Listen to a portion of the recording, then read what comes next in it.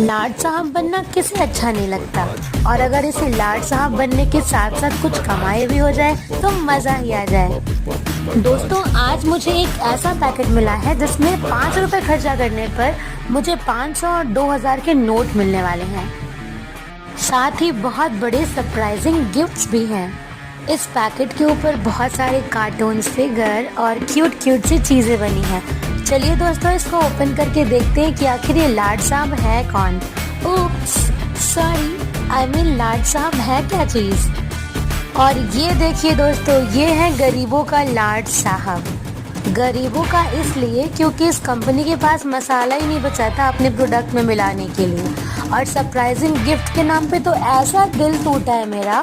इतना बड़ा धोखा हुआ है कि मैं बता नहीं सकती आपको।